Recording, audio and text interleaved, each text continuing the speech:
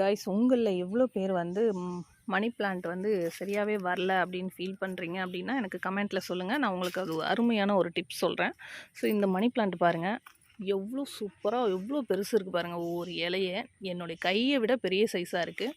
So இங்கே பாருங்கள், நல்லா வந்து எவ்வளோ பெருசு வந்திருக்கு பாருங்கள். ஸோ செம்மையாக வந்து க்ரோத்திங் நல்லாவே இருக்குது. இது சும்மா நான் வந்து ஒரே ஒரு கட்டிங்ஸ் எடுத்து ஊனி விட்டது தான் அது இந்த இடத்துல. ஸோ அது வந்து எந்த அளவுக்கு வேர் பிடிச்சி வருது பாருங்கள். உங்களுக்கு எவ்வளோ பேருக்கு வந்து மணி பிளான்ட் செடி வரலை அப்படின்றத எனக்கு கமெண்ட்டில் சொல்லுங்கள். நல்லா வருது அப்படின்றதும் எனக்கு கமெண்ட்டில் ஷேர் பண்ணுங்கள். உங்களுக்கு ஒரு சின்ன டிப்ஸ் வந்து ஷேர் பண்ண போகிறேன். அதுக்காக தான். அது என்னமோ எனக்கும் மணி பிளான்ட்டுக்கும் ரொம்ப ஒரு ஒட்டி பிறந்த நண்பர்கள் மாதிரி இருக்கும்னு நினைக்கிறேன். ஏன் அப்படின்னா, இங்கே பாருங்கள், அந்த துண்டு லைட்டாக இந்த காம்பவுண்டு வேருக்குள்ளே போயிருக்கு. அது வந்து எந்த அளவுக்கு வந்து க்ரோத்திங் எடுத்துருக்கு பாருங்கள். ஸோ உங்களுக்கு தெரியுதான்னு தெரியல. ஸோ இங்கே எங்கேயுமே எதுவுமே இல்லை, இந்த செடியே இல்லை பாருங்கள், களிப்பு மண்.